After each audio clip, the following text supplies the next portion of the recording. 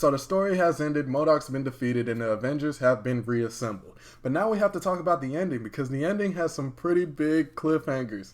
Huge cliffhangers, and they all pointed in different directions. But before we get into this, make sure to subscribe. Yes, it's a scribble. Hit that big red subscribe button.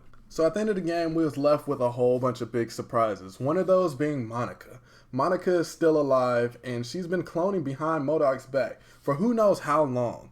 But one thing about this, I think this leads to something else, because there's a relationship in the comics, and this could bring a certain superhero in, and that superhero is Ant-Man. Okay, he's already in the game. Hank Pym's in the game. It's easy to throw him in, but this relationship wasn't really like touched upon in the story. I think he mentioned something about he couldn't grow because Monica put something in him. I can't remember specifically if it was Monica that he said, but it was some type of connection, all right? But they didn't really dive deep on that connection.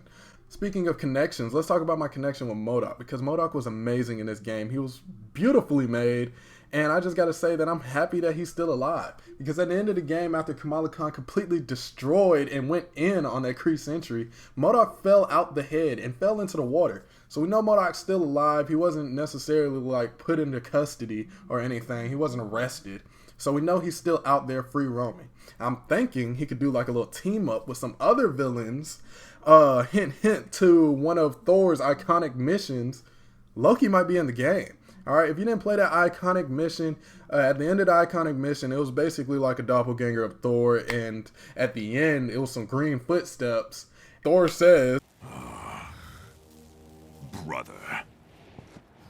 One of the final cliffhangers was the Kree sentry. After the credits roll, there's an end credit scene where it shows the Kree sentry. It's shooting a device out of its like neck area into space. It could be going to one or two places. These are all speculation, but it's either going straight to the Kree home world, or speculation, this is kind of pushing it a little bit, but it could be going to Ronan the Executioner. Okay, going to his little ship, whatever he got going on in this universe. All right, it can be one or two things, but this is obviously going to call the Kree to Earth, and this can, make the story with Captain Marvel and why she comes back to the planet. As we know, Captain Marvel is off-world. That's what Captain America said at the beginning of the game, so this can be the connection bringing her back to Earth.